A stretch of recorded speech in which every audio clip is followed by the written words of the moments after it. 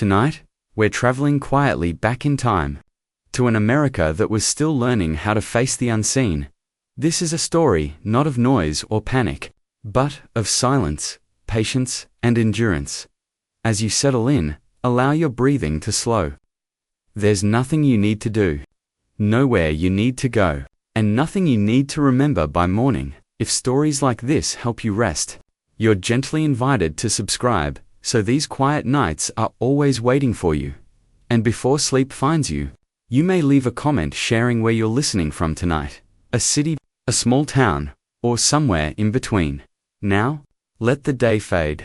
As we begin America's lost fight, the untold battle against the Spanish flu.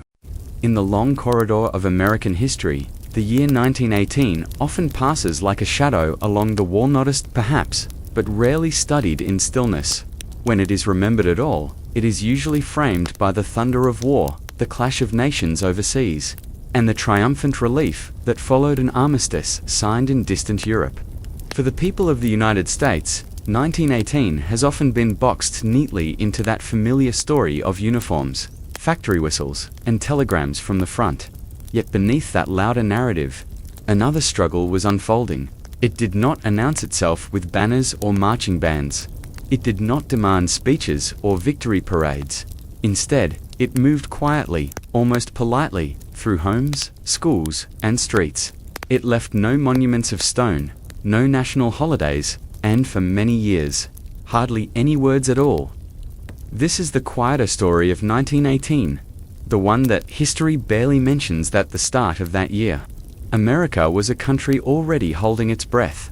The war had drawn young men across the ocean and reshaped daily life at home. Factories ran longer hours. Rationing had become familiar. Newspapers were thick with reports from Europe, and conversations often turned towards sons, brothers, and neighbors serving far away. The nation's attention was firmly fixed outward, toward battlefields and diplomatic cables, toward an ending everyone hoped would come soon. Daily life, though altered, still followed recognizable rhythms. Streetcars rattled along their tracks. Church bells marked Sundays. Children attended school, and shopkeepers swept their sidewalks each morning.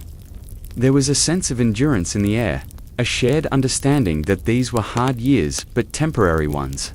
Most believed that once the war ended, life would settle back into something familiar. In this atmosphere, small disturbances were easy to dismiss. When early reports surfaced of an unusual influenza moving through military camps or appearing in scattered towns, they did not sound especially alarming. Illness was common. Influenza itself was not new.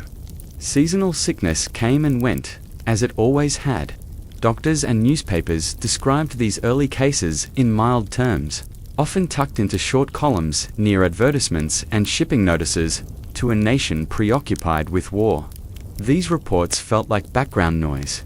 Spring arrived quietly in 1918. Trees budded, fields softened, and city parks filled again with people seeking a brief escape from factory floors and crowded homes. Trains carried soldiers and supplies, but they also carried families, workers, and everyday travelers. Life continued its slow, familiar motion. What few could see was how interconnected that motion had become. America, in 1918, was more mobile than ever before. Railroads stitched the country together. Military transport moved people rapidly from place to place. Cities were growing. Factories were dense, and boarding houses were full. The very systems that made modern life efficient also made it delicately balanced, though. No one yet used such language. The illness that drifted through this network did not arrive as a dramatic rupture. It arrived as a cough here, a fever there, a few days off work, a classroom with extra absences, a train car that felt a little quieter than usual.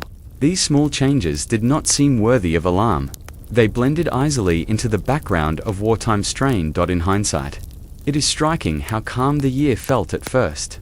Doctors, trained in an era before modern virology, worked with observation and experience rather than certainty. Germ theory was still young. Viruses themselves were invisible in ways that felt almost philosophical. Without a clear enemy to name or describe, there was little to rally against. And so, the year drifted forward. Newspapers continued to prioritize war news. Headlines spoke of troop movements, negotiations, and national resolve. Stories of illness were framed as side notes, often reassuring in tone. Language mattered. Words like ordinary, seasonal, and passing helped maintain command calm during wartime. Was considered a civic virtue. For families already anxious about loved ones overseas, there was little emotional space left for another fear. Inside homes, evenings were still shaped by familiar rituals. Lamps were lit, radios were available, brought voices into living rooms. Letters were written and reread. Meals were modest, but shared. In these quiet domestic spaces, the idea that another crisis might be forming seemed distant, almost unnecessary. History often teaches us through dramatic turning points, but lived experience rarely feels that way in the moment. Instead, it unfolds gradually, through small adjustments that barely register as change. The year 1918 was full of such adjustments, each to minor, on its own, to demand attention. Even when illness touched a household, it was often understood as temporary misfortune. Rest was prescribed. Windows were opened for fresh air, soups were prepared. Communities had weathered sickness before, and most believed they would do so again. There was also a powerful cultural expectation of endurance. Americans in 1918 were accustomed to hardship. Many had lived through economic uncertainty, labor, unrest, and the long shadow of earlier epidemics. The prevailing attitude was not panic, but perseverance. This mindset, while admirable, also softened the sense of urgency. As summer approached, some communities noticed patterns they could not easily explain. Absences lingered longer. Recovery was not always swift. Yet even then, these observations were scattered, localized, and difficult to assemble into a larger picture. There was no single moment when the nation paused and said, "Something is wrong." Instead, there was a collective tendency to look away, to focus on the war's end, on victory bonds, on speeches promising a return to normal life. The future was imagined as brighter and calmer, and that vision pulled attention forward rather than inward. In the background, quietly, another story was gathering weight. What makes this period so haunting, in retrospect, is not only what happened, but how softly it began. The absence of alarm is part of the story. The calmness, the ordinary days stacked one upon another, each appearing much like the last. This was a year when silence carried more meaning than sound. By the time autumn approached, the quiet would deepen in ways no one expected. But in these early months of 1918, the nation remained wrapped in a familiar narrative, that hardship was temporary, that endurance would be rewarded, and that the worst dangers were far away. The unseen struggle had not yet announced itself, and so history moved forward, leaving behind a year that seemed, at first glance, unremarkable, overshadowed by war, wrapped in routine, and remembered mostly for something else entirely. Tonight, as we look back gently, we begin not with crises, but with calm, with a year that slipped past unnoticed, with ordinary days that carried extraordinary weight. This was the quiet year history barely mentions. And it was only the beginning. In the early months of 1918, the idea of illness did not arrive with urgency. It arrived as a whisper, soft enough to be overlooked, ordinary enough to be dismissed. In a nation already shaped by sacrifice and distraction, there was little room for another concern, especially one that did not yet demand attention. Across the United States, newspapers followed a familiar rhythm. Front pages were filled with war updates, diplomatic developments, and speeches meant to steady morale. Smaller columns, often placed near shipping schedules or local announcements, carried brief notes about health. A few sentences here and there mentioned an increase in influenza cases. The tone was calm, reassuring, almost routine. Influenza, after all, was not new. Every winter brought it. Every spring carried its lingering coughs and fevers. Families knew how to respond: rest, warm meals, patience. Doctors had treated it for decades, and while outcomes varied, the illness itself was familiar enough to inspire confidence rather than fear. When early reports described a new strain, the word new did not yet feel threatening. New could mean mild. New could mean temporary. New could simply mean different in ways that were not yet clear. And so the reports drifted by dot in military camps, where young men lived in close quarters and routines were tightly scheduled. Sickness was already part of life. Recruits arrived from every corner of the country, bringing with them colds, coughs, and the ordinary ailments of travel and stress. Medical officers were accustomed to managing waves of illness, and early cases of influenza blended easily into that familiar pattern. A soldier with a fever was sent to rest. A cough was monitored. A few days later, many returned to duty. There was no reason, yet, to think otherwise. Letters written home during this time often mentioned feeling under the weather, but such notes were brief and unremarkable. Just a touch of the flu, someone might write. Quickly shifting to other matters: training schedules, the weather, thoughts of home. Families reading these letters rarely paused for concern. They had read similar lines before.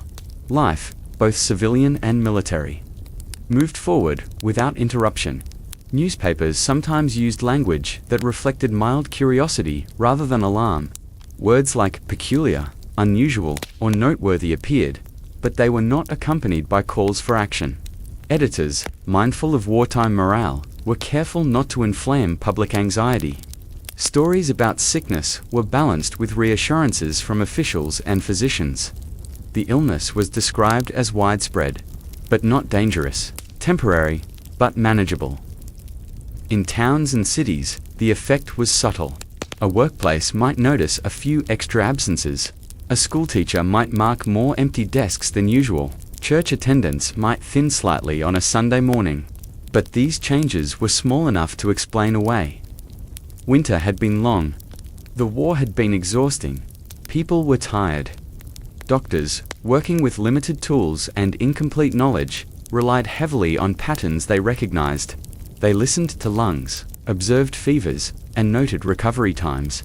Early on, many patients seemed to recover quickly. This reinforced the belief that the illness was no different from what had come before. Confidence, once established, is difficult to undo. Medical journals of the time reflected cautious interest rather than concern. Articles discussed symptoms, transmission, and possible treatments, but there was no unified sense of urgency. Without a clear mechanism to explain why this influenza might behave differently, it was grouped mentally with familiar seasonal outbreaks. The idea that something larger might be forming required imagination, and imagination, in 1918, was already occupied elsewhere. Across the country, communities were deeply invested in the war effort. Parades, bond drives, and patriotic gatherings filled calendars and public spaces. Attendance was encouraged. Participation was seen as duty. The notion that crowds themselves might pose a risk had not yet entered common thinking. If anything, gathering together felt reassuring. In this environment, the whispers of illness struggled to be heard. There was also the matter of language. Early descriptions did not carry the weight of warning. The illness was rarely framed as deadly or unpredictable. Instead, it was described as inconvenient and interruption, rather than a threat. This framing shaped how people responded, or rather, how they did not. Fear, when it arrives too early, often fades. But when it arrives too late, it leaves no time to adjust. In hindsight, historians would note patterns emerging during these months: how quickly the illness moved, how broadly it spread, how it seemed to follow the paths of trains and troop movements. But for those living through it, these connections were invisible. Each case appeared isolated, unrelated to the next. A man fell ill in Kansas. A camp reported fever in Georgia. A newspaper in New York mentioned increased absences. These were dots scattered across a map that no one was yet trying to draw. The pace of life also worked against recognition. News traveled quickly for its time, but understanding did not. Reports arrived without context, stripped of comparison. Without modern data collection or real-time communication, it was difficult to grasp scale. And so, the illness remained small in the public imagination. Even when it entered conversations, It was often brushed aside with humor or resignation. "Everyone's catching something this year," people said, or "it'll pass once the weather changes." These phrases, spoken casually, helped reinforce the idea that nothing extraordinary was happening. Inside homes, the routines of care were familiar. A sick family member was tucked into bed. Windows were opened for fresh air. Broths simmered on stoves. The rituals themselves were comforting, grounding illness within a framework of normalcy. Normalcy is powerful. It resists disruption. The whispers continued through spring and into early summer. They lingered in hospital wards and camp infirmaries. They appeared in medical notes and brief newspaper columns. But they never rose to a shout. There was no single voice calling for attention. No unified message. No sense of shared alarm. In many ways, this was a failure not of intelligence, but of expectation. The world had not yet learned to anticipate global health crises. Disease was understood as local, seasonal, and largely predictable. The idea that something invisible could move so quickly and so quietly across vast distances was not yet part of collective understanding. And so, people trusted what they knew. They trusted their doctors, their routines, and the steady rhythm of daily life. They trusted that if danger truly existed, it would announce itself more clearly. History, however, often arrives unannounced. As summer settled in, the whispers did not fade. They waited, they gathered strength, unnoticed and unnamed.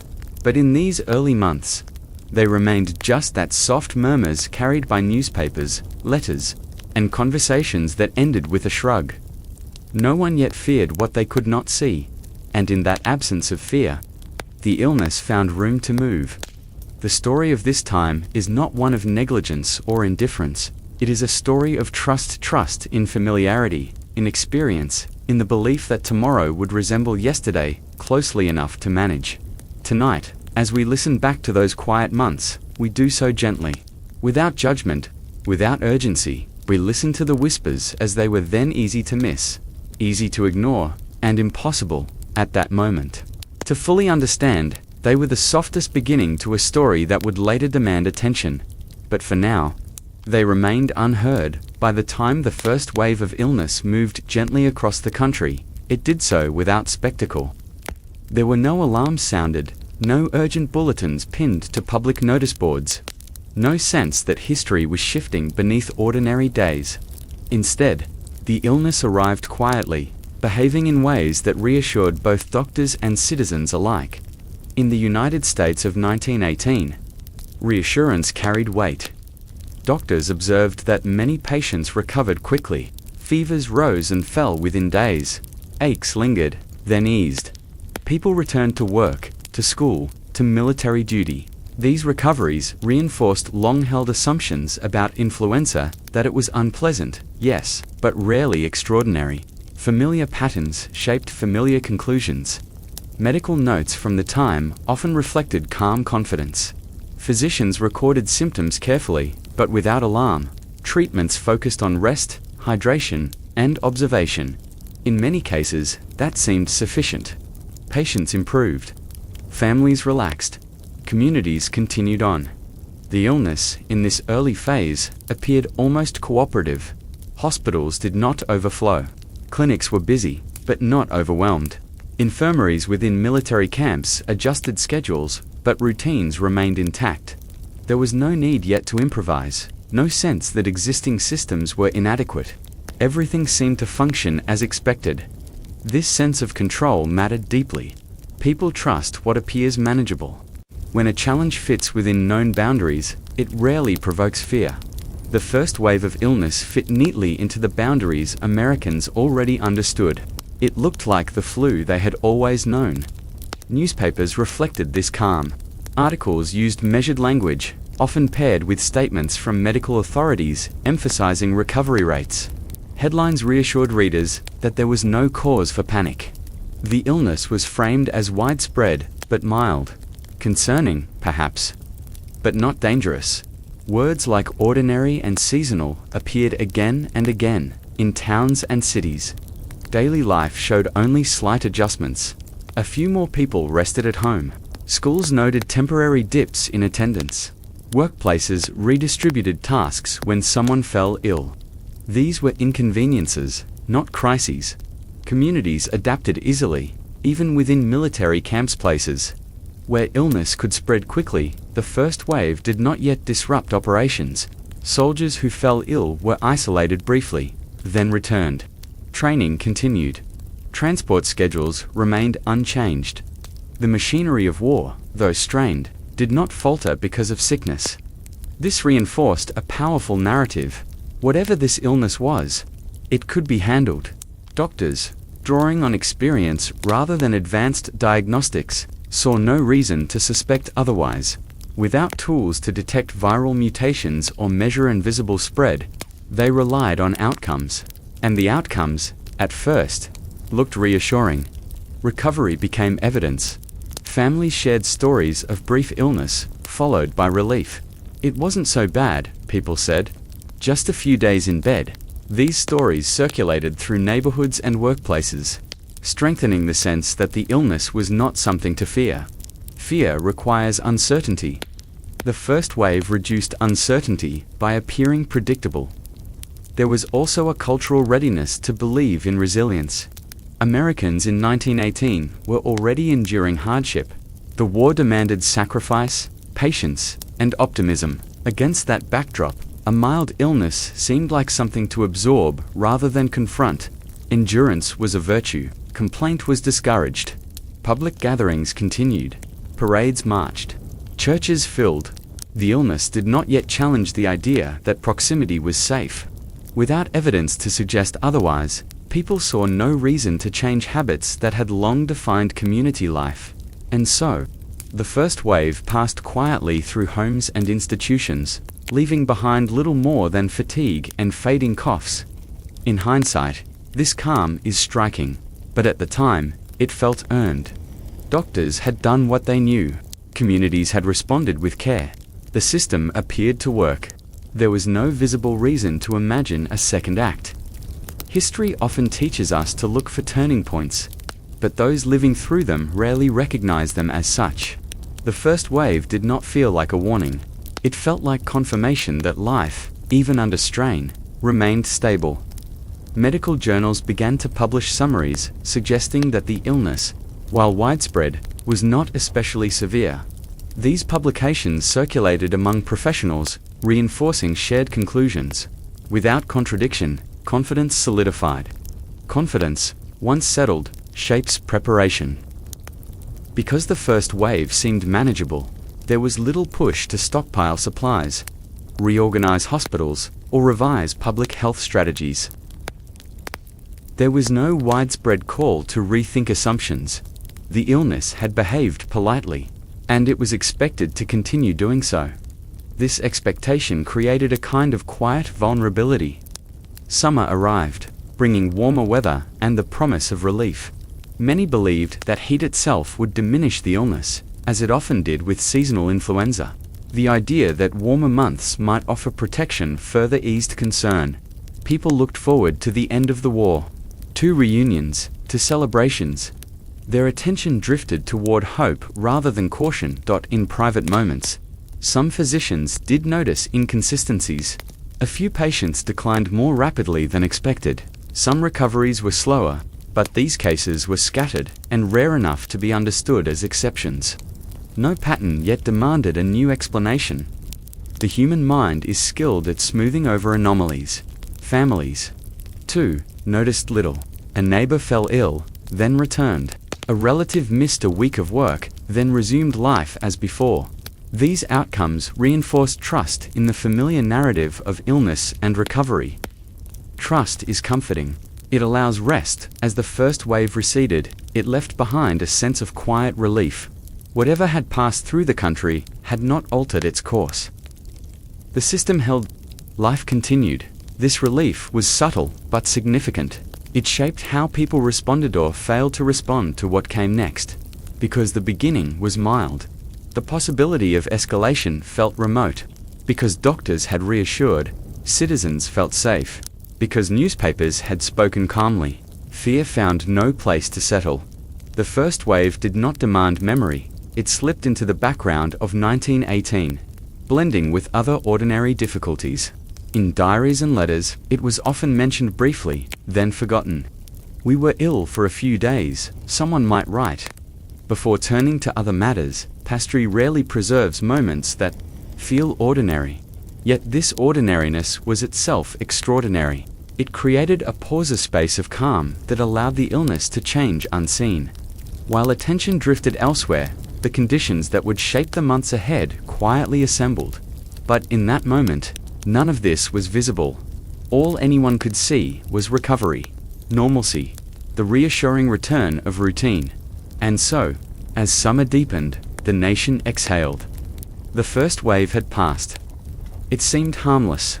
It asked little, took little, and left little behind. Or so it appeared. Tonight, as we reflect gently on this period, we do so without urgency.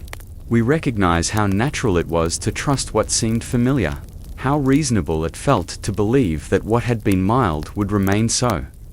The first wave offered comfort, not warning, and in that comfort, the story continued quietly onward. There was no single morning when people awoke and sensed that life had shifted. Change did not arrive with a sharp edge or a clear announcement. Instead, it moved gently, almost apologetically, through ordinary routines. At first, it was easy to miss. Then, slowly, it became harder to ignore. Across the United States, the familiar rhythm of daily life began to soften, as if the world itself had decided to take shorter steps. The first signs were small. A shop opened a little later than usual. A schoolteacher paused before taking attendance, noticing an extra empty desk or two. A factory floor felt slightly quieter, not because machines had stopped, but because fewer voices filled the space between them. These changes were subtle enough to be explained away. Someone was resting at home. Another was visiting family. A third simply hadn't recovered as quickly as expected. Absence, at first, did not feel threatening. It felt temporary. But as days passed, absences began to overlap. One person returned just as another left. Workplaces adjusted schedules with increasing frequency. Neighbors noticed that curtains remained drawn longer than usual on certain houses. Small talk shifted gently toward health. "How are you feeling?" became a more common question. In schools, lessons continued, but teachers adapted. Classes were smaller. Group activities were postponed. Some children returned after a few days only to be absent again. The pattern was inconsistent, unpredictable, and quietly unsettling. Children, sensitive to changes adults tried to smooth over, noticed the difference. They asked questions that did not always have clear answers. Adults responded with reassurance, even when they felt less certain than before. Uncertainty, like absence, grew gradually. In offices and shops, managers began to keep informal tallies. Who was out today? Who might return tomorrow? The act of counting was not yet official, but it reflected a subtle shift in awareness. People were paying closer attention. Hospitals too felt the change. While they were not overwhelmed, they were busier. Beds filled more often. Staff moved with steady efficiency, but the pace quickened. Recovery times varied. Some patients lingered longer than expected. Doctors noticed, but did not yet name, a sense of unpredictability. Medical visits increased, but panic did not. People still believed that rest and time would bring recovery. The difference was that more people were seeking that rest, all at once. In military camps, routines tightened, schedules were adjusted to accommodate illness. Training continued, but with more interruptions. Commanders balanced discipline with practicality, sending soldiers to infirmaries more frequently than before. Letters home reflected this shift. Mentions of illness became more common, less dismissive. "Still feeling tired," someone might write, or "they've got half the barracks coughing." These notes carried no alarm, but they carried weight. Weight accumulates. Public spaces began to feel different. Churches noticed thinner congregations. The sound of singing, while still present, felt less full. Some services were shortened out of consideration for those feeling unwell. Others encouraged those with symptoms to stay home. These were acts of care. Not fear, In theaters and lecture halls, attendance fluctuated. Some performances were postponed due to illness among performers. Notices appeared apologizing for inconvenience. Audiences accepted these changes with patience. Life, after all, was already complicated. The idea that health itself might be shaping these disruptions had not yet fully formed. Instead, people spoke of fatigue, of strain, of the long war and its effects on body and mind. The explanation felt sufficient, and in many cases, it was partly true. Stress weakens resilience. Rest becomes harder to find. The illness blended into these broader narratives, making it difficult to separate cause from context. In neighborhoods, small gestures of care became more common. Meals were dropped at doorsteps. Children were kept indoors a little longer. Conversations across fences lingered on well-being. These gestures were quiet, instinctive responses to a growing sense that something was off. Unease does not need words to exist. Newspapers began to note rising numbers more frequently.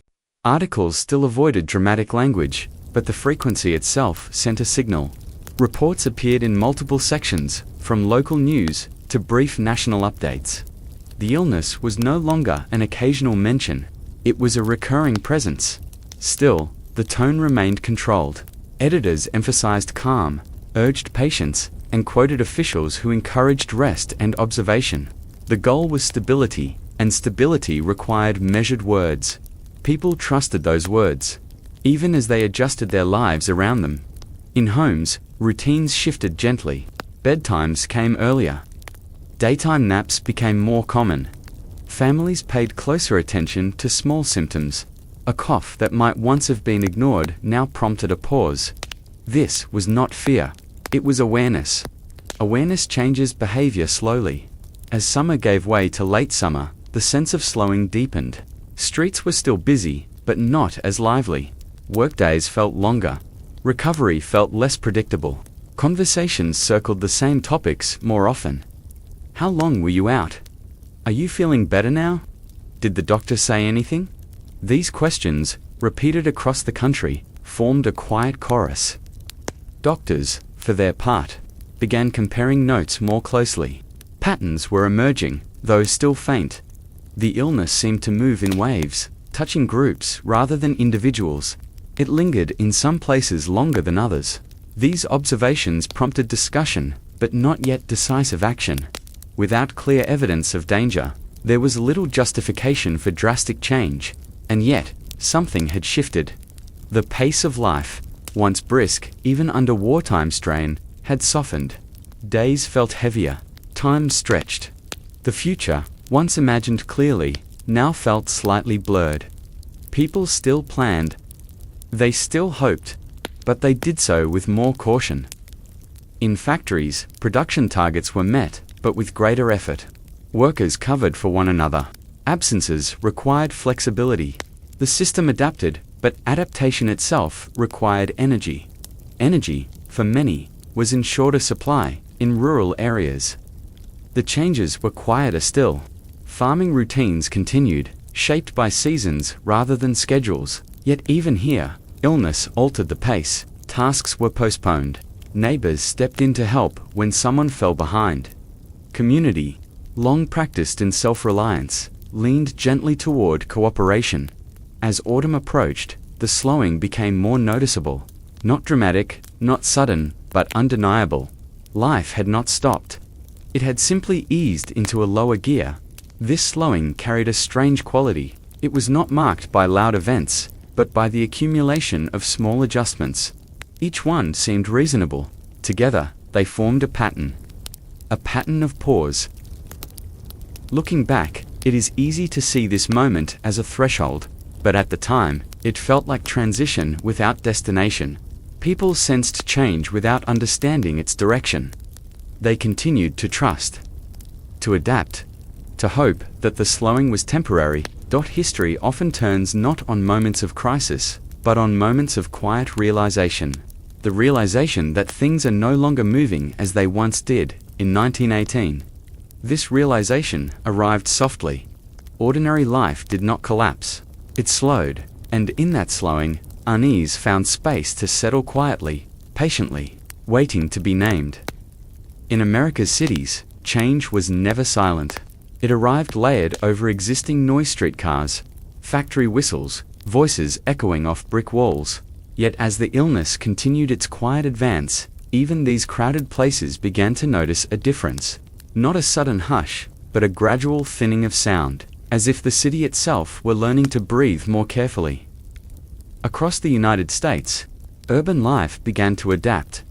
Hospitals were among the first places where the shift became undeniable. Wards that once felt spacious now carried a steady flow of patients. Beds filled more quickly. Staff moved with increased urgency, though still without panic. Charts were updated more often. Hallways felt narrower, not because they had changed, but because more people passed through them. Doctors and nurses worked longer hours, guided by routines they trusted. Many still believed the illness would pass as it had before, but they could not ignore the growing demand for care. Recovery was no longer always quick. Some patients returned, others stayed longer than expected. Hospitals did not yet feel overwhelmed, but they were alert. Outside those walls, the city adjusted in quieter ways. Public spaces remained open, but their energy softened. Parks were still visited, but benches sat empty longer between occupants. Conversations were shorter. People moved with more space between them, not by rule, but by instinct. Instinct often precedes instruction. Streetcars continued to run, but they carried fewer passengers at certain hours. Some people chose to walk instead, preferring fresh air to enclosed spaces. Others adjusted travel times, avoiding crowds when possible. These choices were personal, uncoordinated, and largely unspoken. The city did not shut down. It recalibrated. Shops stayed open, but owners noticed patterns. Mornings were quieter. Afternoons fluctuated. Some days felt almost normal. Others felt oddly subdued. Clerks wiped counters more often. Doors were propped open for ventilation. Small signs of caution appeared, though rarely labeled as such. Theaters and halls still advertised performances, but cancellations became more common. Notices appeared apologizing for inconvenience due to illness among performers or staff. Audiences accepted these changes with patience. Entertainment, while valued, felt less essential than it once had. In churches, services continued, but attendance varied. Some congregations shortened gatherings. Others spaced seating more generously. Prayers included mentions of health and recovery, spoken calmly, without urgency. Faith offered comfort, not answers. City governments, watching carefully, began to prepare quietly. Health departments tracked numbers more closely. Officials met to discuss capacity and contingency. These conversations were not yet public, but they signaled a growing awareness that adaptation might need to go further. Preparation, at this stage, was still hopeful. Neighborhoods felt the shift differently. In densely populated areas, the absence of a few people was noticeable. Stairwells echoed more, hallways felt less crowded. Neighbors exchanged nods instead of lingering conversations. Familiar faces were missed, even if their absence was temporary. Absence, in a city, is amplified. Families adjusted their routines. Errands were combined. Outings were postponed. Children spent more time indoors. These were not mandates, but choices shaped by observation. People watched and learned from one another, quietly refining behavior. In workplaces, especially offices and factories, managers faced new challenges. Staffing became unpredictable. Schedules were revised frequently. Work was redistributed. The emphasis shifted from efficiency to continuity, keeping operations running smoothly despite uncertainty. This shift required cooperation. Hospitals, meanwhile, began to feel the strain more clearly. Supply rooms were checked more often. Linen use increased. Staff fatigue became noticeable. Yet professionalism held. There was pride in meeting demand, in maintaining order. Medical staff spoke carefully among themselves. They shared observations, concerns, and theories. Why were some patients lingering? Why did certain neighborhoods seem more affected? These questions did not yet have answers, but asking them marked a turning point. The city was paying attention. public health messages, when they appeared, focused on calm guidance, rest, cleanliness, avoid unnecessary strain. These recommendations were framed as common sense measures, not emergency responses. The goal was to maintain trust. Trust, however, grows delicate under pressure. As summer edged toward autumn, the atmosphere in cities shifted further. The air felt heavier, not just with heat, but with awareness. People spoke more softly in public spaces. Coughs drew glances, not accusations, but concern. Concern spreads quietly. Street sounds changed. The constant hum of conversations softened. Laughter still appeared, but less frequently. Evenings settled earlier. Lights dimmed sooner. The city, known for its relentless pace, seemed to pause between breaths. This pause was not coordinated. There were no official closures yet, no sweeping policies. What existed was a collective adjustment, a shared sense that slowing down was sensible. Hospitals now operated near capacity in some areas. Temporary measures were discussed. Additional beds were considered. Staff rotations were adjusted to prevent exhaustion. These were internal changes, rarely visible to the public, but their effects rippled outward. Ambulances were heard more often, though not constantly. Their presence became part of the urban soundscape, a reminder that care was being given somewhere, to someone. Most people continued their days without direct contact with hospitals, but the knowledge that they were busier lingered. Knowledge shapes behavior. In apartment buildings, residents exchanged information in passing: who was sick, who was recovering, who might need help. This sharing was informal, but it strengthened community bonds. Cities, often thought of as impersonal, revealed quieter forms of connection. Even as public spaces grew quieter, they did not lose meaning. Parks became places of reflection rather than recreation. Libraries, where open, offered silence that felt protective. Cafes adjusted seating, encouraging space without explanation. The city was learning, adapting in small increments. Looking back, it is tempting to search for decisive moments, orders given, lines crossed, doors closed. But in this phase, adaptation was gradual. It unfolded through countless individual choices, each guided by observation rather than instruction. The illness had not yet forced cities to stop. It had simply taught them to move more carefully. This careful movement created a sense of collective breathholding. People continued to live, work, and gather, but with restraint. The city inhaled less deeply, exhaled more slowly. Breath became metaphor. In this quiet adjustment, there was resilience. There was care. There was the hope that moderation would be enough.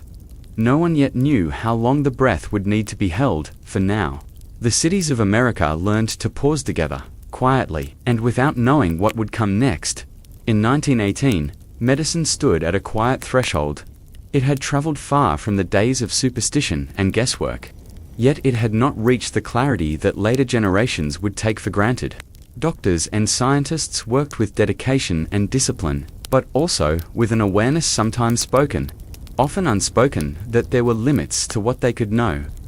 Across the United States, physicians approached the growing illness with the tools they trusted most: careful observation, accumulated experience, and patience. Laboratories existed, but they were modest by modern standards. Microscopes could reveal bacteria, but viruses remained elusive, too small to be seen, too abstract to be fully understood. The very idea that an invisible agent could move silently through populations was still being shaped in medical thought. Doctors knew something was happening. What they could not yet know was why. In hospitals and private practices, physicians listened closely to their patients. They noted the rise and fall of fevers, the sound of breathing, the pace of recovery. Medical notebooks filled with handwritten observations, each one a small attempt to impose order on uncertainty. Patterns were discussed, but conclusions remained tentative. To patients with similar symptoms might experience very different outcomes. One recovered quickly, another lingered, a third declined unexpectedly. Without reliable explanations, doctors relied on comparison. This case resembles that one, but differs in this way. Medicine became once again a careful art rather than a precise science. This uncertainty did not mean inaction. Doctors worked long hours, often visiting patients multiple times a day.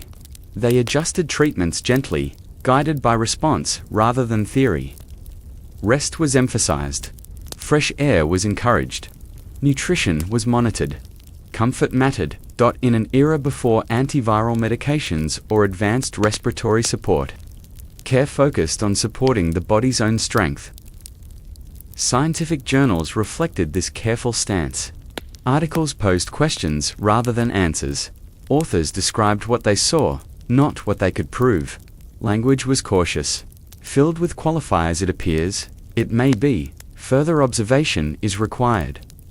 This restraint was intentional. Medical professionals understood the responsibility of certainty. To claim too much, too early, could mislead colleagues and the public alike. Better, they believed, to move slowly and revise conclusions as evidence accumulated. Hospitals became places of learning as much as healing. Doctors compared notes during brief pauses between rounds. Nurses shared observations from bedside care. Small insights were exchanged quietly. This symptom appears earlier. That one lingers longer. Knowledge grew incrementally in universities and research centers. Scientists attempted to isolate causes with the tools available. Cultures were grown. Samples were examined. Hypotheses were proposed and set aside. Progress was measured not in breakthroughs, but in elimination. This is unlikely. That does not fit. Working at the edge of knowledge requires humility. Many physicians were acutely aware of what they did not know. They had been trained to respect complexity, to accept that some illnesses could not yet be fully explained. This awareness shaped their demeanor. Confidence was balanced with caution. Patients sensed this balance. Conversations between doctors and families were calm, honest, and often gently vague. We are watching closely. Rest is important. We will adjust as needed. These phrases conveyed care without false certainty.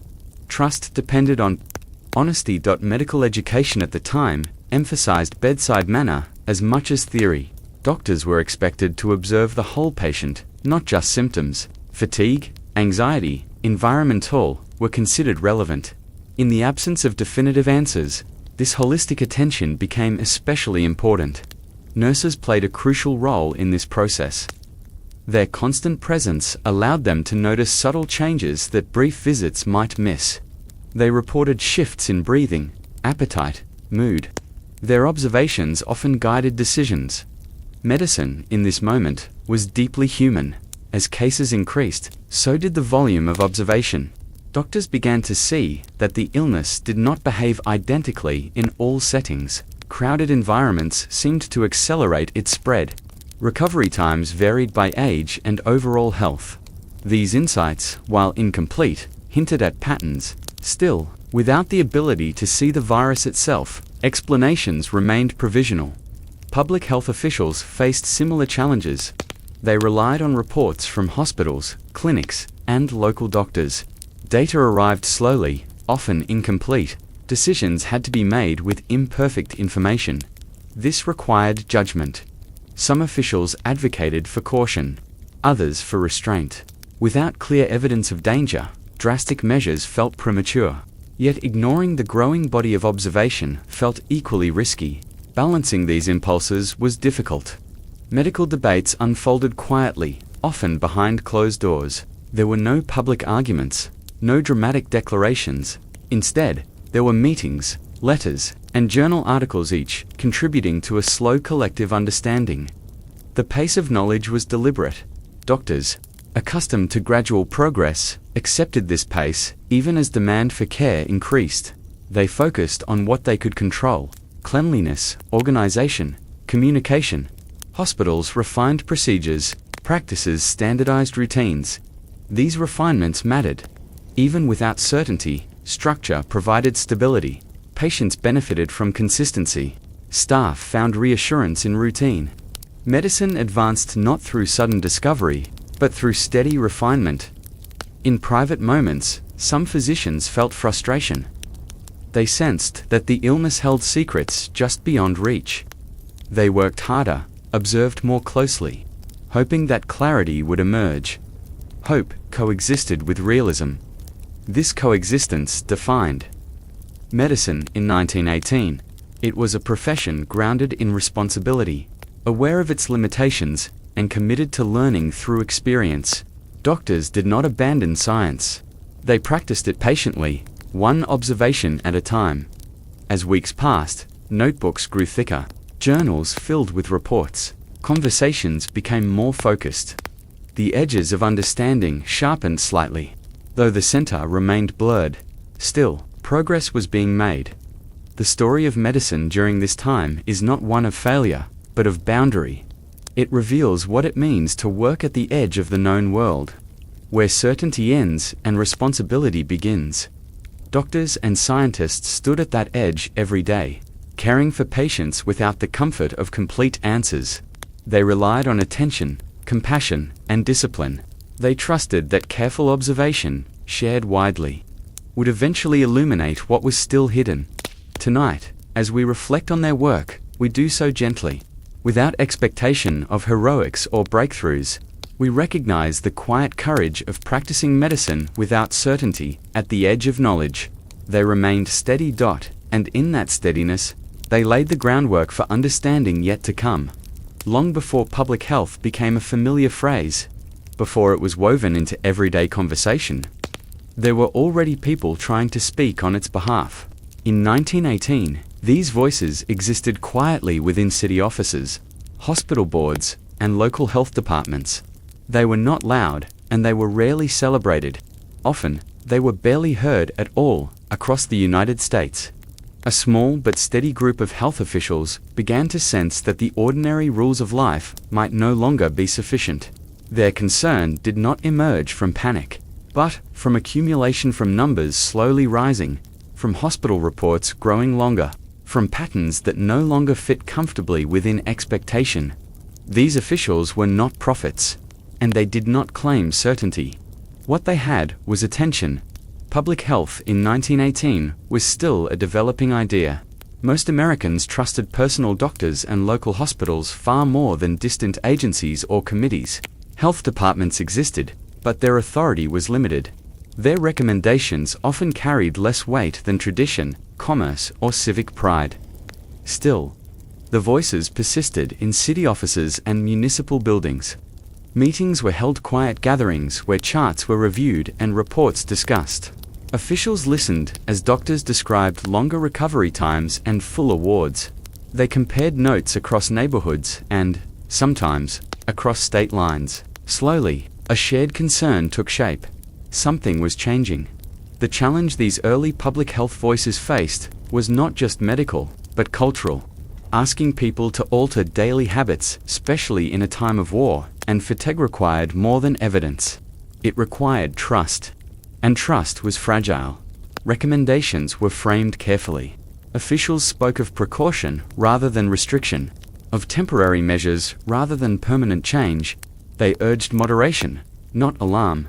Their goal was to protect without provoking fear. One of the first ideas to surface was the use of face coverings. Masks, often made of gauze or cloth, were not entirely new. They had been used in medical settings and during earlier outbreaks, but suggesting their use beyond hospitals was unfamiliar territory. Health officials debated quietly. Would masks help? Would people accept them? Would enforcement do more harm than good? These questions had no easy answers. Some cities experimented cautiously. Notices appeared encouraging mask use in crowded spaces. The language was gentle, almost apologetic. As a measure of caution, the notices might say, "Citizens are advised." Advice, not command. Reception was mixed.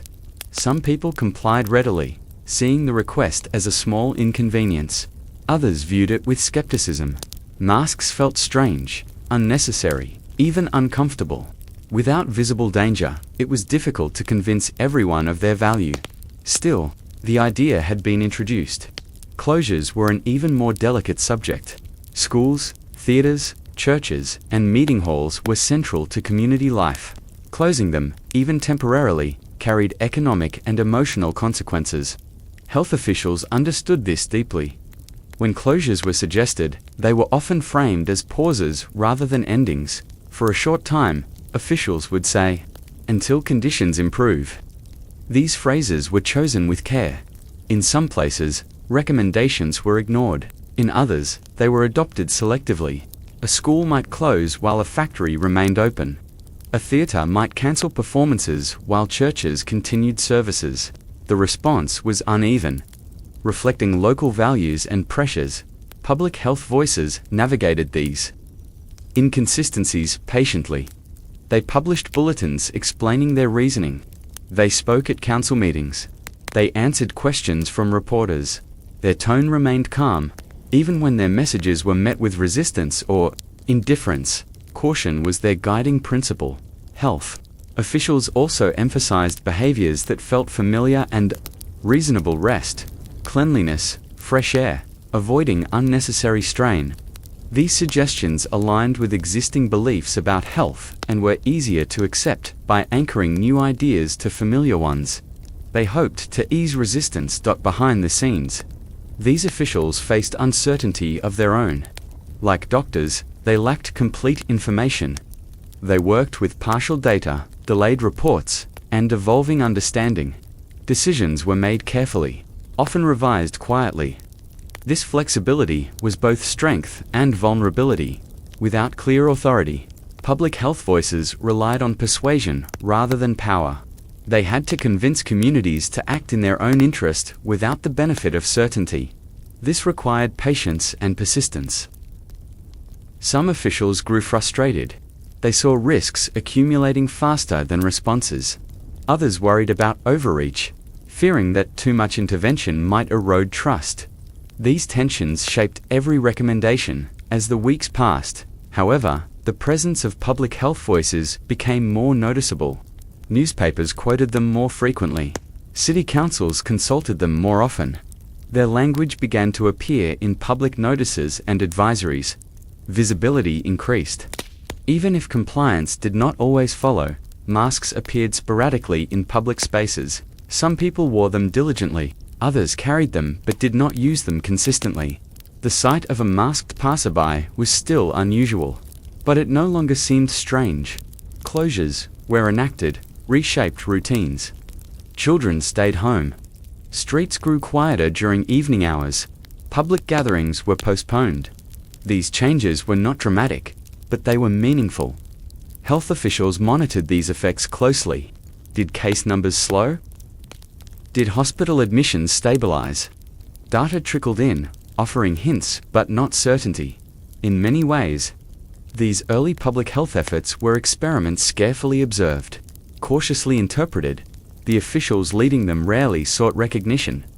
Their work was administrative, procedural, and often invisible. They drafted guidelines, revised them, and drafted again. They balanced competing priorities with limited resources. Their success, when it came, would be difficult to measure. Public health rarely produces clear victories. Its greatest achievements are often absences, illnesses that did not spread as widely, crises that did not fully materialize. This makes its work easy to overlook. In 1918, overlooking was common, yet these voices mattered. They introduced ideas that would shape responses in later months. They planted seeds of collective responsibility. They challenged the assumption that health was purely personal. Slowly, the idea that communities could act together to protect one another began to take hold. This shift did not happen overnight. It unfolded through conversations, notices, and small acts of compliance. It was uneven, imperfect, and often contested, but it was real. Looking back, it is clear that these early public health voices were speaking from the edge of a new understanding. They recognized that individual behavior, multiplied across a city, could shape outcomes. They sensed that prevention might matter as much as treatment. Their caution was not weakness. It was care. Tonight, as we reflect on their efforts, we do so gently. We acknowledge how difficult it is to speak softly in a world that often listens only to certainty. How challenging it is to recommend restraint when momentum pulls toward normalcy. These officials did not shout. They advised. They reasoned. They waited. And in their quiet persistence, They began to change how a nation thought about health, one careful recommendation at a time. The stillness did not arrive all at once. It settled gradually, like dusk, spreading across familiar streets. At first, it was barely noticeably a quieter afternoon, a cancelled gathering, a door left closed where it was usually open. But, over time, these small absences layered upon one another, until communities across the United States found themselves living inside a gentler, heavier silence. Streets that once carried the steady rhythm of footsteps and conversation began to feel wider, not because they had changed, but because fewer people filled them. The sound of streetcars and wagons still echoed, but between those sounds stretched longer pauses. Even the air seemed to move more slowly. This was not the silence of abandonment. It was the silence of restraint. Quarantine, when it came, was rarely announced with forceful language. It was framed as care, as patience, as a temporary step meant to protect neighbors and families. People were asked, not yet commanded, to remain home if they felt unwell, to avoid gatherings, to rest. Many complied instinctively. Isolation reshaped daily life in subtle ways. Mornings began later. Evenings arrived earlier. Without the usual markers of time, meetings, services, social visits, days blended together. People measured time differently now, by meals, by light through windows, by the sound of footsteps in the hall. Inside homes, rooms took on new roles. Dining tables became workspaces.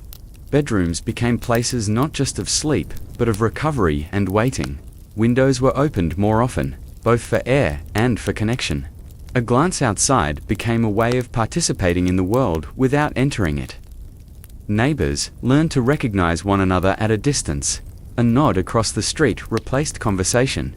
A raised hand from a window stood in for a visit. These gestures, small as they were, carried meaning. They said, "I see you. I am still here." Churches felt the change deeply. For many communities, they were the heart of weekly life, a place of gathering, song, and shared comfort. When services were shortened, postponed, or held with fewer people, the absence was felt not just spiritually, but physically. The lack of hymns was especially noticeable. Songs that once filled sanctuaries with layered voices now lingered only in memory. Congregants hummed softly at home, or sang quietly alone. The shared breath of communal singing, a sound that binds people together, was missing. Yet faith did not disappear. It adapted. Prayers were said in private. Scripture was read at kitchen tables. Clergy wrote letters or visited from a distance. The shape of worship changed, but its presence remained. Quieter and more personal. Public spaces mirrored this transformation. Parks remained open in many places, but their use shifted. Instead of gatherings and games, they became places for solitary walks and quiet reflection. Benches were occupied one at a time. Paths were shared with careful spacing. Stillness became a form of cooperation. Shops, when open, operated with restraint. Fewer customers entered at once. Conversations were brief and practical. The pleasure of browsing gave way to efficiency. Errands were completed quickly, without lingering. This efficiency was not impatience. It was consideration. Isolation also brought unexpected intimacy. Families spent more time together, not always comfortably, but attentively. Conversations deepened. Silences were shared. Small habits, morning coffee, evening reading, took on greater significance. For those living alone, isolation carried a different weight. Days could pass with little interaction. In response, people found ways to reach outward. Letters written more frequently. Telephone calls extended. Notes left at doors. Communication slowed. But it also lengthened. Schools, where closures occurred, left children at home. Lessons were paused or simplified. Parents improvised, blending education with daily tasks. Children adapted in their own ways, sensing both the seriousness and the calm of the moment. Without crowded classrooms, learning became quieter, more personal. The absence of crowds changed how sound traveled. Cities, even large ones, noticed it. Footsteps echoed more clearly. Conversations carried farther. The hum of activity softened, revealing layers of sound usually masked by constant motion. This quiet was not empty. It was attentive. Hospitals, while busy, felt different outside their walls. Fewer visitors passed through. Waiting rooms were calmer, though more serious. The separation between care and community grew, reinforcing the sense that each space had its own rhythm now. Care happened behind doors. Waiting happened at home. Isolation for many was an unfamiliar discipline. It required patience and trust. Trust that staying apart was an act of care, not withdrawal. Trust that stillness served a purpose. This trust was not always easy. There were moments of loneliness, frustration, and doubt. But there were also moments of clarity. Without constant movement, people noticed details they had once overlooked: the way light shifted across a room, the sound of evening settling, the comfort of routine. Stillness sharpened awareness. Communities marked time together, even while apart. Church bells rang to empty streets. Newspapers continued to arrive. The shared experience of reading the same headlines created a quiet connection among readers. In some towns, bells rang at certain hours as reminders of caution, of care, of unity. The sound traveled through streets that listened more closely now. Listening became a skill. Quarantine, though unevenly applied and understood, introduced a new relationship to space. Distance became meaningful. Absence became intentional. Staying home became an expression of responsibility. These ideas were new, and they required adjustment. Yet, over time, the stillness settled in. It became part of daily life, neither alarming nor comforting, simply present. People learned to live within it, to pace themselves, to wait. Waiting is rarely celebrated, but it can be profound. In this quieter world, time stretched. Days felt longer, but also gentler. Without the pressure to keep up, many found a different rhythm: slower, more deliberate. The streets, though less crowded, did not lose their identity. They became places of passage rather than gathering. The churches, though quieter, did not lose their purpose. They became symbols of shared hope rather than shared sound. Isolation did not erase community. It reshaped it. Looking back, this period stands out not for dramatic events, but for its atmosphere. The way life hushed itself. The way people adjusted without knowing how long the adjustment would last. The stillness that settled over communities was not an ending. It was a pause, a collective holding of breath, and in that breath, there was care, restraint, and a quiet determination to endure together, even while apart. In the quiet corridors of hospitals and temporary wards, where footsteps echoed softly and lamps burned late into the night, there were figures who remained constant, while much of the country slowed and retreated indoors. Nurses continued to move steadily forward, guided by routine, responsibility, and a deep sense of care. Across the United States, their presence became a lifeline, a phone unnoticed, rarely celebrated, but essential. Nursing in 1918 was demanding even under ordinary circumstances. Training emphasized discipline, observation, and endurance. Nurses worked long hours, followed strict protocols, and were expected to remain composed in the face of suffering. When illness spread more widely, these expectations intensified. Still, they stayed. Each shift began quietly. Uniforms were pressed. Hands were washed carefully. Supplies were checked and rechecked. In wards filled with patients resting, coughing, or sleeping fitfully, nurses moved from bed to bed with measured steps. Their work was repetitive by necessity. Temperatures were taken. Water was offered. Bedding was adjusted. Notes were made. These tasks, simple on their own, accumulated into something powerful. Consistency became comfort. For patients, especially those isolated from family, the nurse's presence offered reassurance. A familiar face returning at regular intervals created a sense of time and continuity. Even brief interactions mattered: a glass of water, a few calm words, a steady hand adjusting a blanket. In a world where uncertainty dominated, predictability was healing. Nurses listened closely. They noticed changes others might miss: a shift in breathing, a restlessness, a quiet anxiety. Their observations informed doctors' decisions, but they also guided their own care. They learned when to encourage rest and when to sit quietly nearby. Silence, too, was part of nursing. Many nurses worked extended shifts, covering for colleagues who had fallen ill or were resting.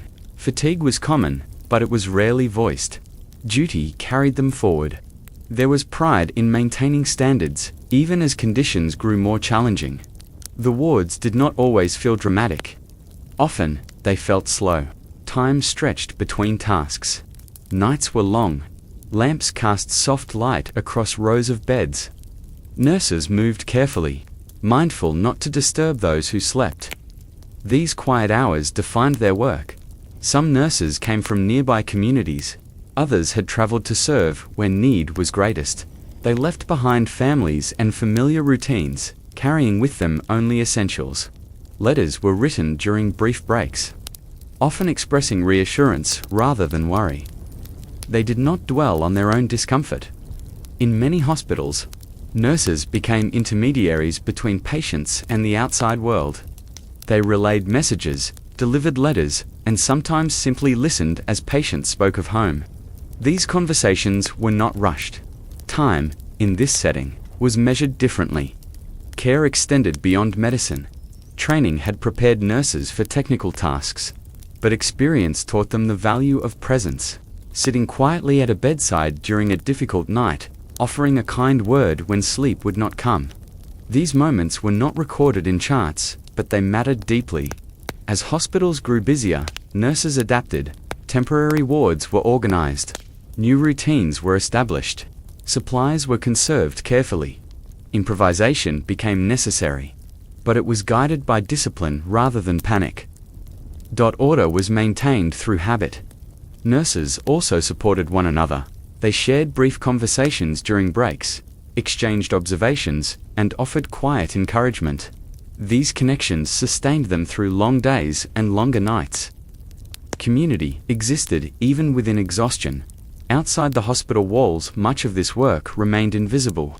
Newspapers focused on numbers and policies.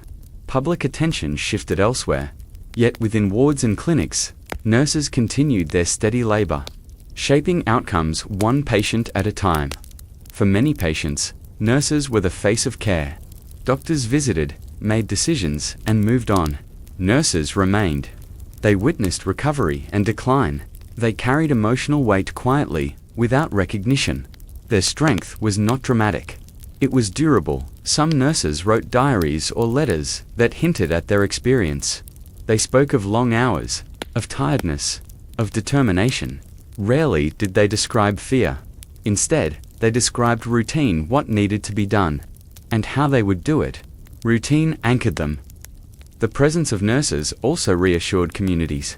Knowing that care was being given, that someone was attending to the ill with skill and compassion, allowed others to rest more easily. This trust extended beyond hospital walls. Trust is contagious. As weeks passed, the demands on nurses increased, but so did their expertise. They refined their observations. They adjusted care strategies. They became adept at managing both physical symptoms and emotional needs. Their role expanded quietly. In temporary hospitals and makeshift wards, nurses established order where there had been none.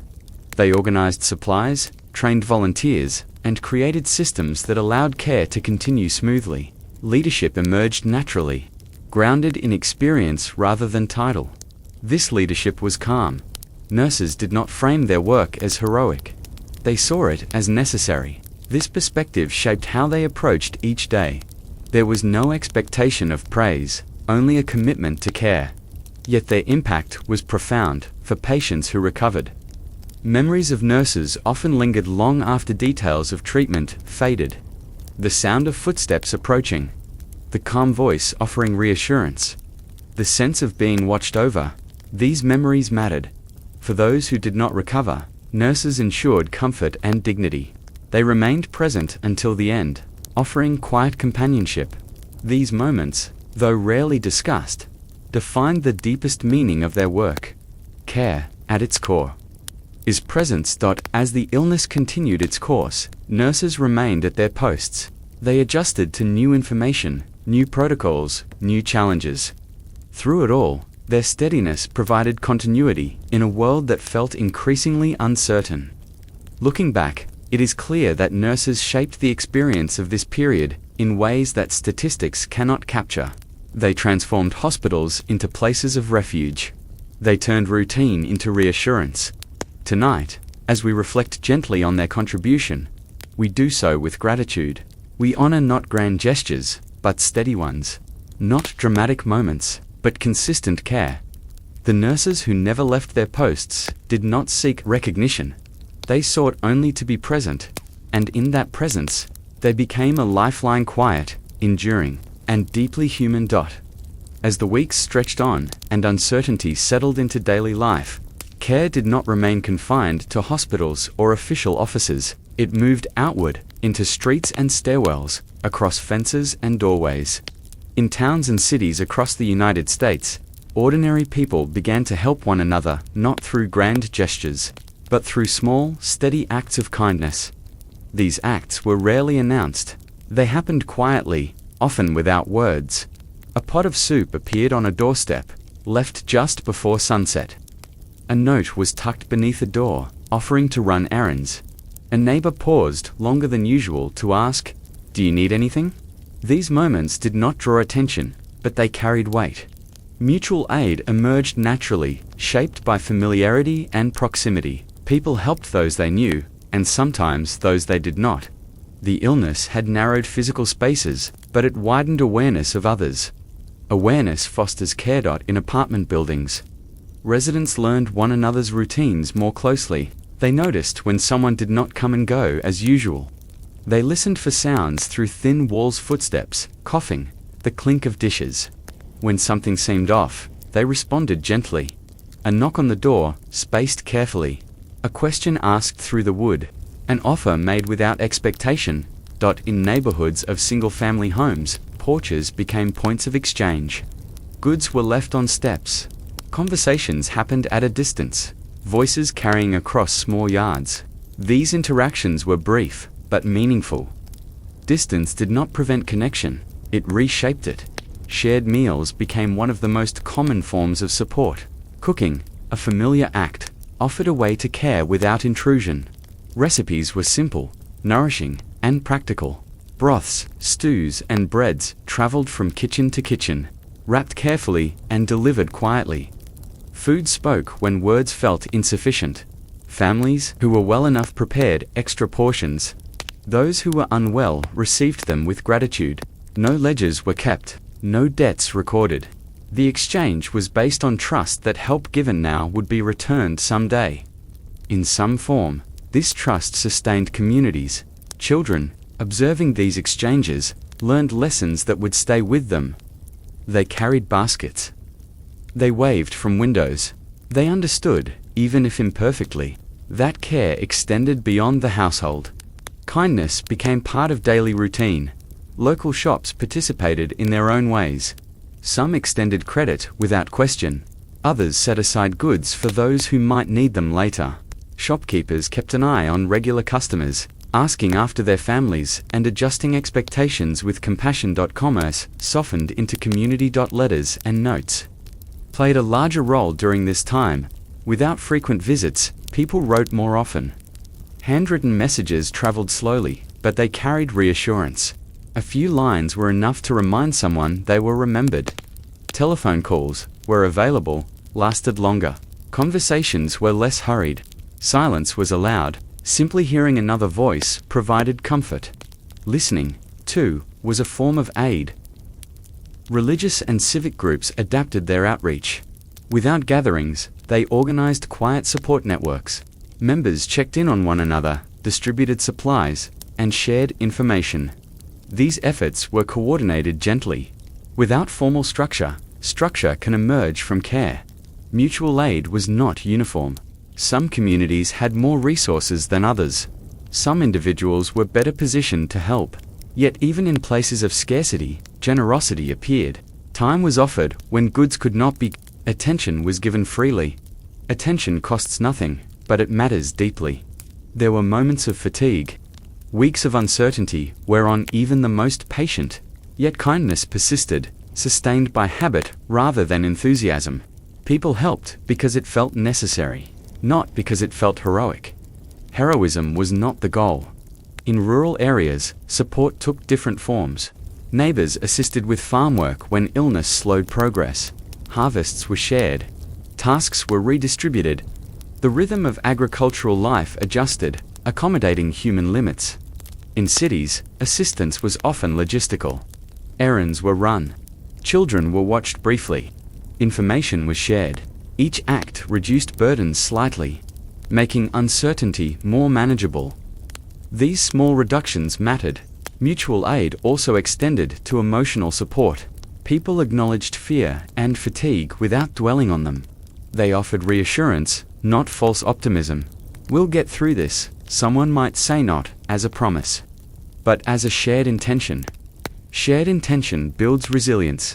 There was dignity in these exchanges. Help was offered respectfully, without assumption. Receiving help did not imply weakness.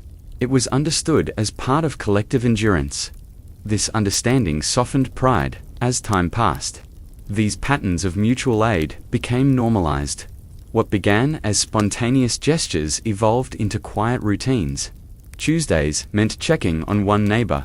Thursdays meant delivering bread. Evenings meant waving to someone across the street. Routine, once again, provided stability. The illness had altered life, but it had not erased kindness. If anything, it revealed it more clearly. Without distractions, people noticed opportunities to care. Caring slowed time. Stories from this period rarely make headlines. They are found in memories, in family stories passed down quietly. A grandmother recalls the neighbor who brought soup. A child remembers carrying a basket. These details endure. They endure because they matter. Looking back, it is clear that these small, quiet ways of helping sustained communities as much as any official measure. They filled gaps that policies could not reach. They addressed needs that numbers could not capture. Mutual aid did not solve the crisis. It softened it.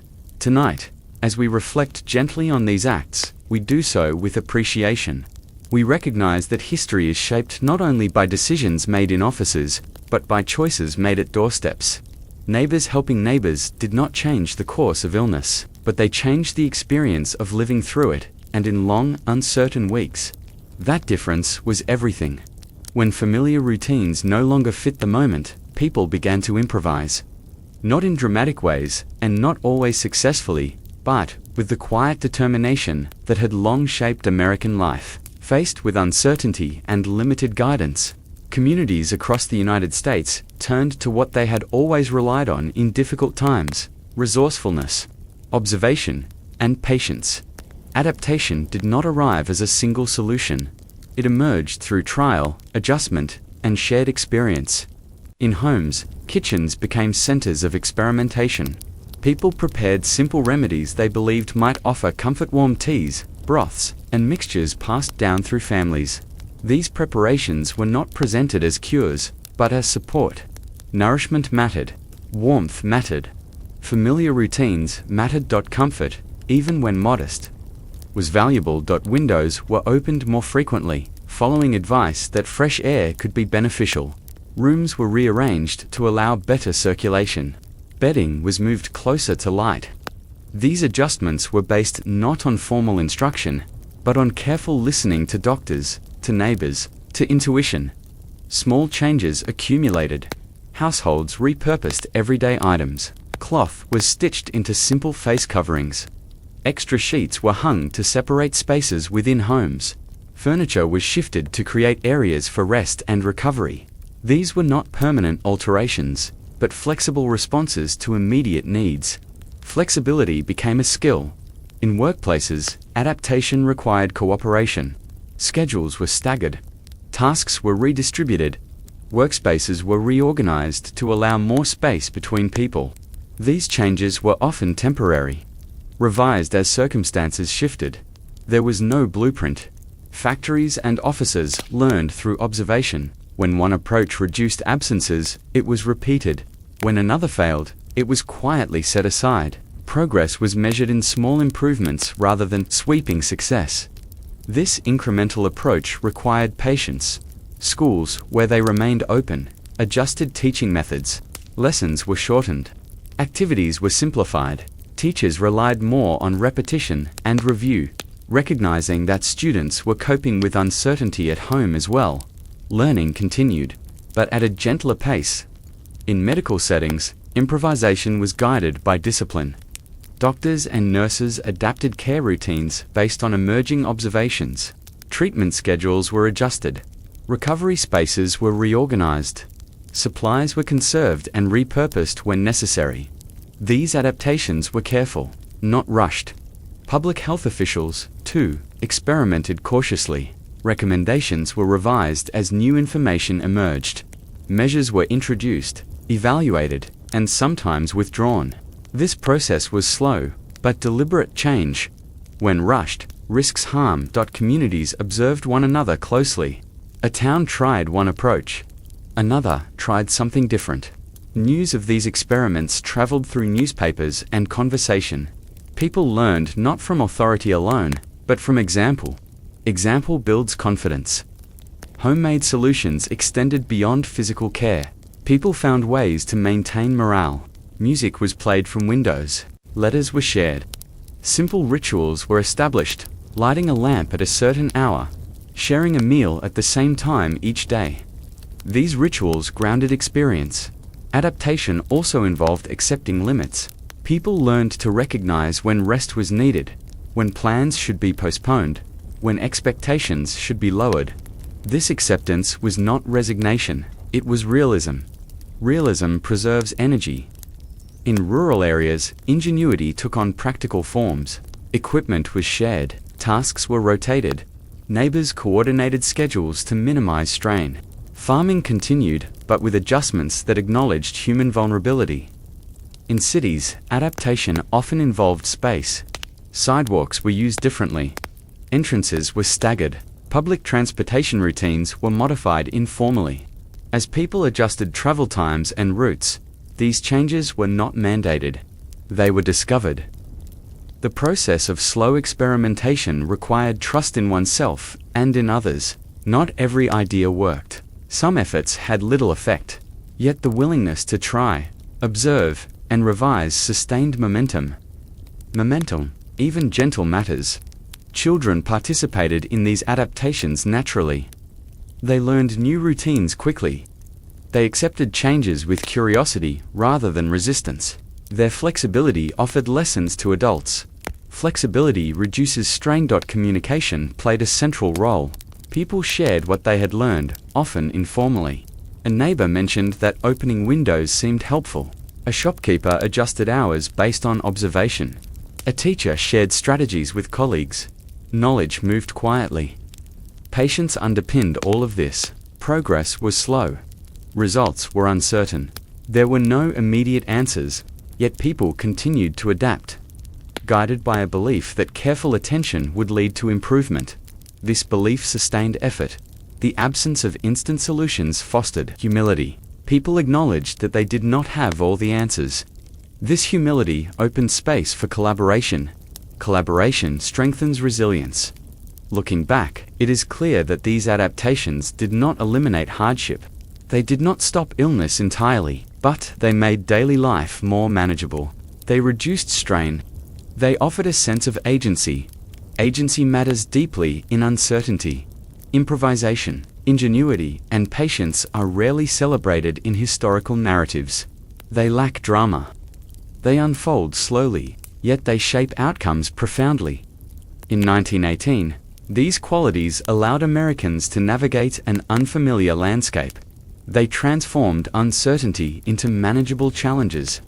They turned homes, workplaces, and communities into sites of quiet problem-solving. Tonight, as we reflect gently on this period, we recognize the value of these understated responses. We honor not perfect solutions, but thoughtful attempts. Adaptation is not about certainty.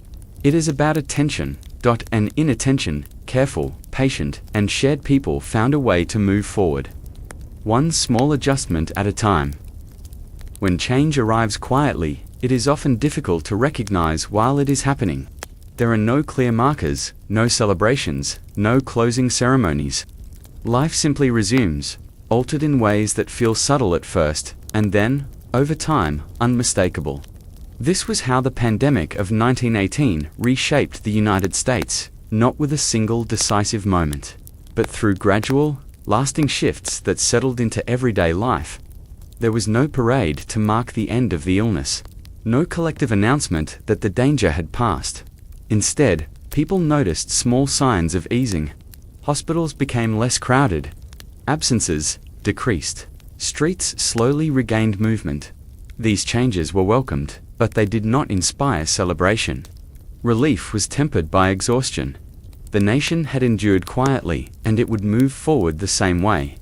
One of the most enduring changes appeared in how Americans thought about health not as a purely personal matter, but as something shared. Before 1918, illness was often understood within the boundaries of the household or the individual.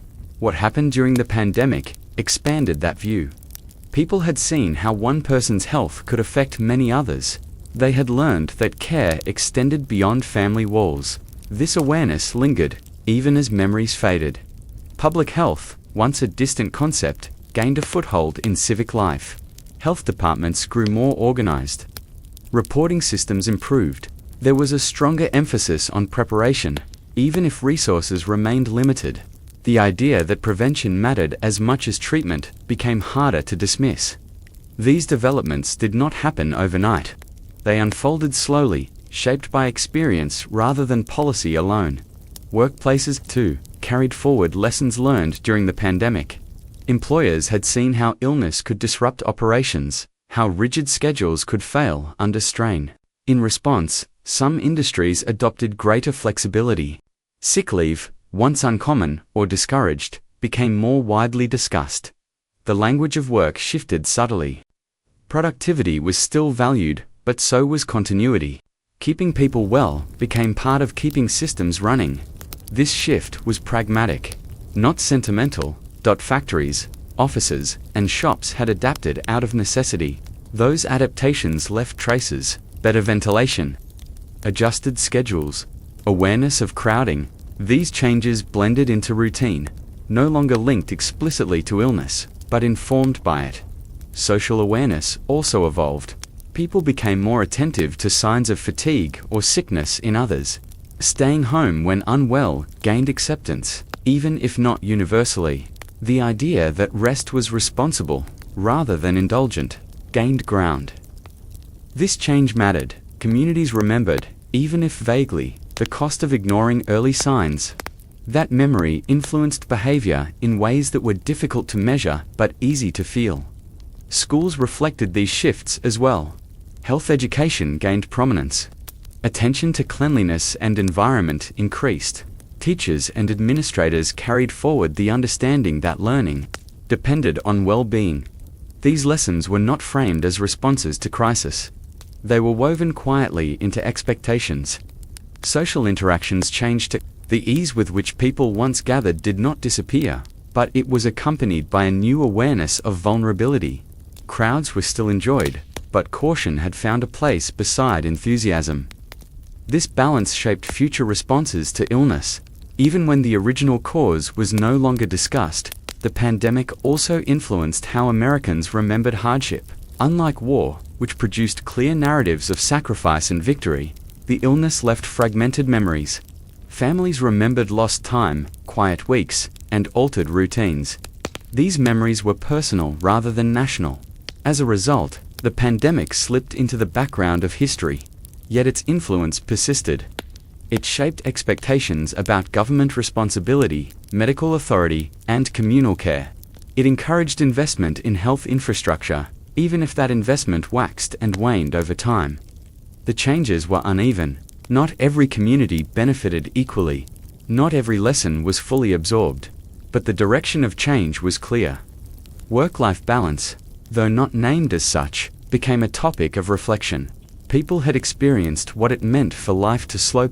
Some carried that awareness forward, valuing rest and family time more consciously. Others returned quickly to old rhythms. Change, after all, is never uniform. Public discourse incorporated health more readily. Newspapers continued to report on illness and prevention. Medical advice gained visibility. Trust in professional guidance, though imperfect, had been strengthened through shared experience. This trust was cautious, but real. Perhaps the most lasting change was psychological. The pandemic introduced uncertainty into everyday life in a way that lingered. People learned that stability could be disrupted quietly, without warning.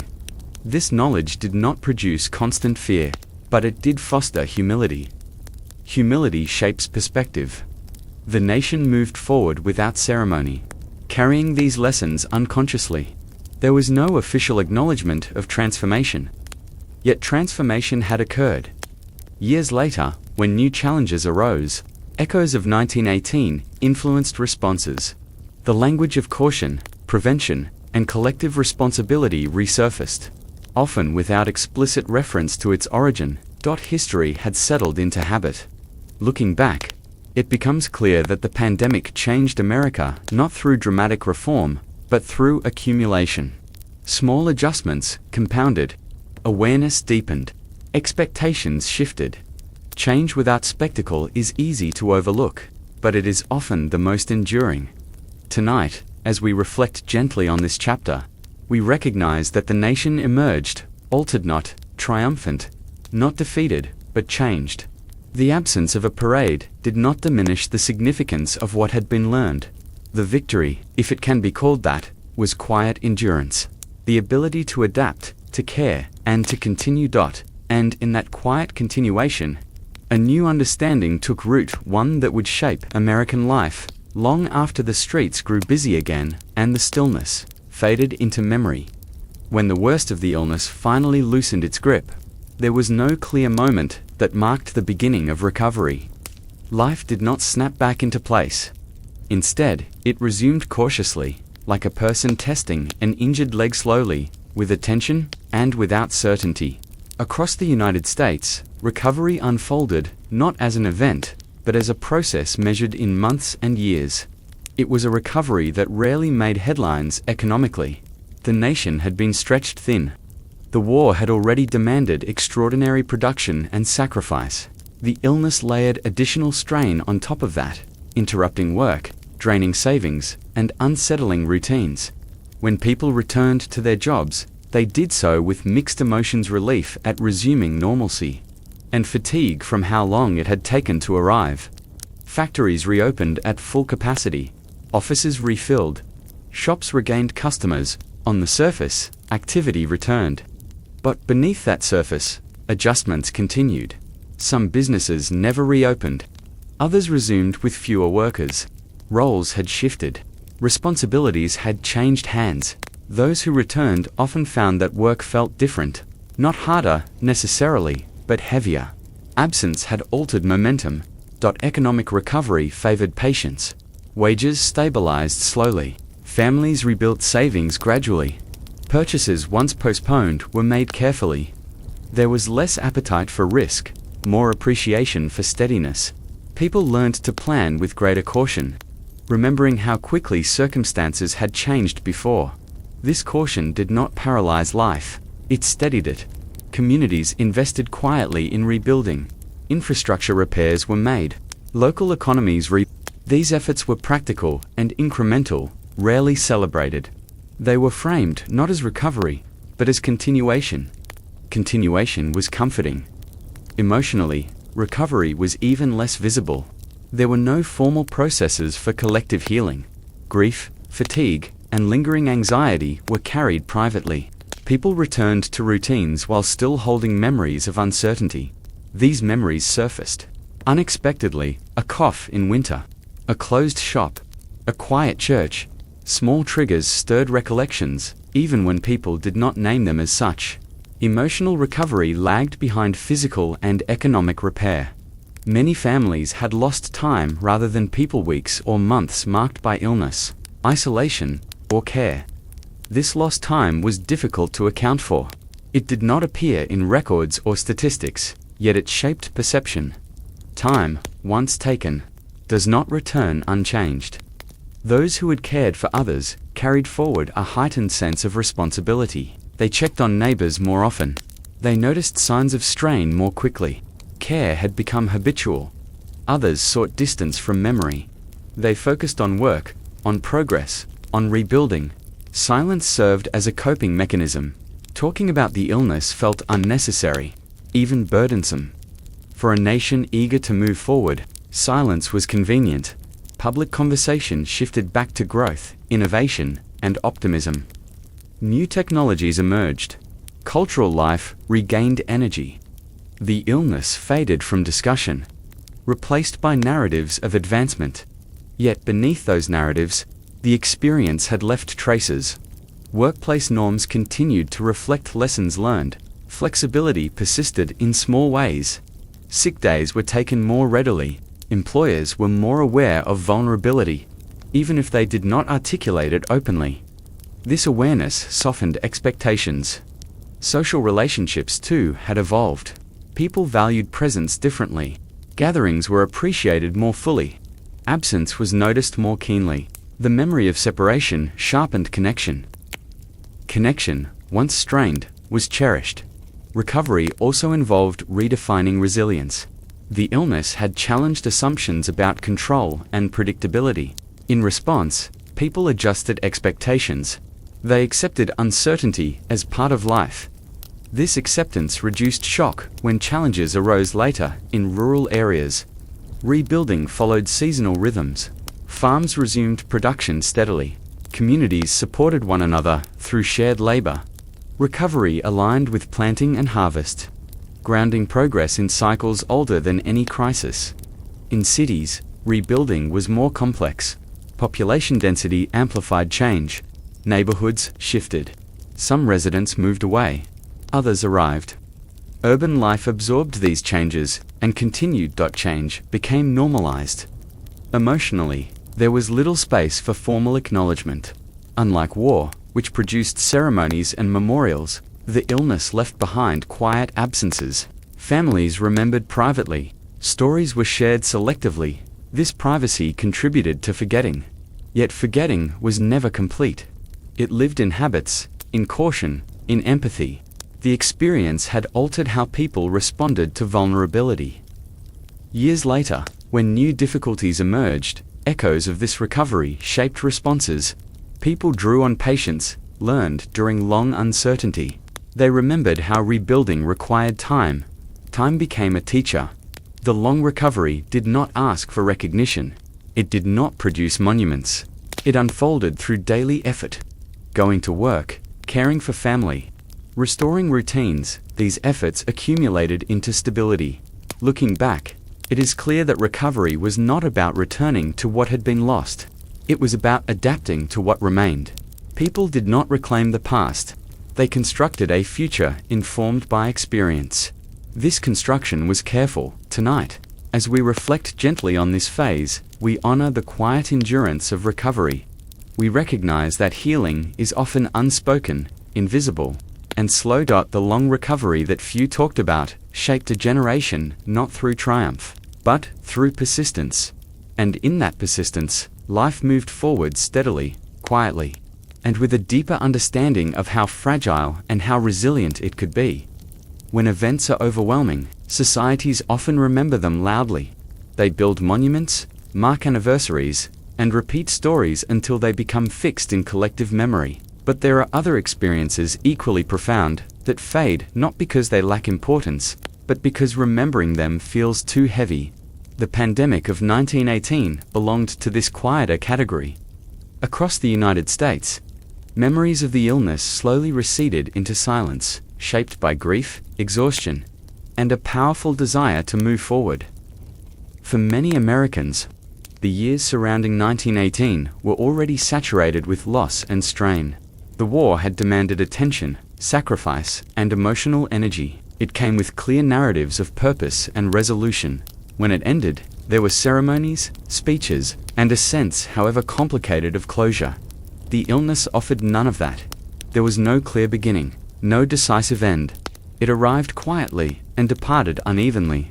Families experienced it differently, at different times, with different outcomes. Some lost loved ones, others lost weeks or months of ordinary life.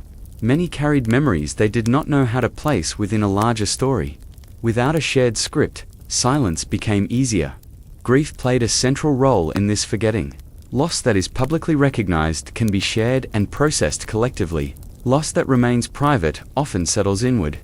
In the years after the pandemic, many families chose not to dwell on what they had endured. They focused instead on rebuilding. Talking about illness felt backward-looking. It reopened questions without answers. Why this person and not another? Why this household spared while the next was not? Without explanations, memory offered little comfort. Silence, by contrast, offered relief. Culturally, Americans have long valued progress. The impulse to look ahead, to build, innovate, and improve runs deep. After years of disruption, there was strong motivation to embrace normalcy. Dwelling on vulnerability threatened that momentum. Forgetting became a form of optimism. Public narratives reinforced this tendency. Newspapers turned their attention to economic growth, technological advancement, and cultural change. New stories replaced old ones. The illness slipped out of headlines and into footnotes. Over time, it slipped out of conversation as well. The way people talked about the past reflected this shift. War stories were retold and refined. They carried meaning, lessons, and identity. Illness stories, when mentioned at all, were brief and factual. That was a hard year, someone might say. Without elaboration, hard years do not always invite storytelling. There was also discomfort in acknowledging how unprepared the nation had been. The illness challenged assumptions about control, progress, and safety. Remembering it risked exposing uncertainty that people preferred to forget. Confidence is easier to maintain without reminders of fragility. Medical understanding advanced in the years that followed, creating distance from earlier limitations. As science progressed, the events of 1918 came to feel outdated, belonging to a less informed past. This framing made it easier to set them aside. Progress, again, smoothed memory. Within families, silence took root gently. Parents shielded children from difficult stories. Children sensed this restraint and learned not to ask. Over time, memories remained unspoken, preserved only in fragments: an old photograph, a brief remark, a name mentioned without explanation. These fragments lacked context. As generations passed, the illness became a vague reference rather than a lived experience. Without rituals to sustain memory, it faded naturally. What remains remembered is often what is retold. The pandemic was not retold often. Grief, too, evolves with time. Immediate loss demands attention. Long-term sorrow seeks quiet integration. Many people found ways to incorporate their experiences into life without revisiting them explicitly. This integration is subtle. Silence also reflected respect. For some, speaking about the illness felt intrusive or inappropriate. It touched on private suffering that did not belong to public discussion. Choosing not to speak was a way of honoring that privacy. Yet this respect had consequences. Without shared memory, lessons are harder to pass on. The absence of narrative meant that future generations encountered the pandemic as an abstraction rather than a warning. History recorded numbers, but not atmosphere. Atmosphere is what lingers in lived experience. Cultural forgetting is rarely intentional. It emerges from repeated choices: what to talk about, what to commemorate, what to teach. In this case, choices favored forward motion. Forward motion was comforting. The illness also lacked symbols. Wars produce medals, memorials, and dates. The pandemic produced none of these in lasting form. Without symbols, memory struggles to anchor itself. Even language worked against remembrance. The term flu sounded ordinary, diminishing the gravity of what had occurred. Naming matters. Ordinary words invite ordinary forgetting. As time passed, silence hardened into absence. Schoolbooks mentioned the illness briefly, if at all. Public discourse rarely revisited it. It became a gap in historical awareness, yet gaps still shape what surrounds them. The silence did not mean the experience had no impact. It lived on indirectly in policies, habits, and instincts. People remembered through behavior rather than story. Caution lingered, preparedness improved, awareness deepened quietly.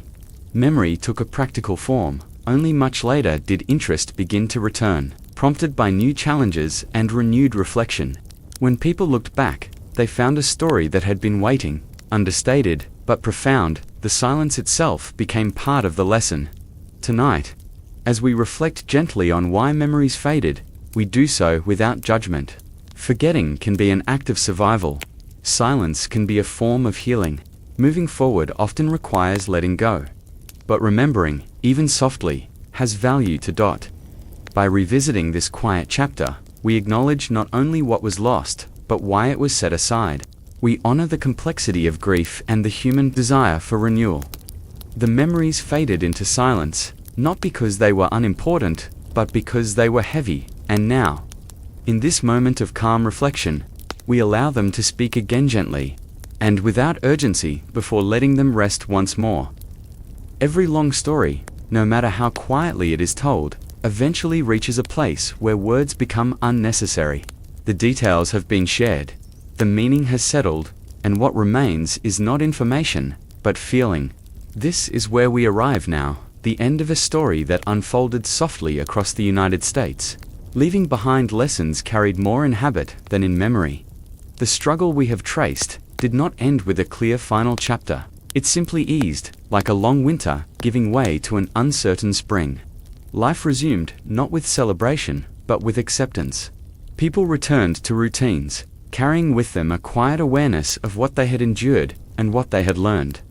Resilience rarely announces itself. It shows up in ordinary disiensen waking each morning, in preparing meals, in returning to work, in caring for others even when energy feels thin. During the years surrounding 1918, this kind of resilience shaped daily life. It did not look heroic. It looked human. Communities endured not because they were unbreakable, but because they were adaptable. They slowed when needed. They leaned on one another. They learned to wait. These qualities, understated and patient, carried them through uncertainty. As time passed, the urgency faded. The streets grew busy again. Voices returned to public spaces. Churches filled once more with sound. The stillness that had settled over towns and cities lifted, leaving behind only faint impressions. Impressions are gentle things. They linger without demanding attention.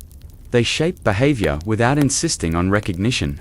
The experience of those years became part of the background woven into how people approached health, work, and community, even if they no longer spoke of it directly. This quiet integration is how many stories truly end. The individuals who lived through that time aged, raised families, and shared selective memories.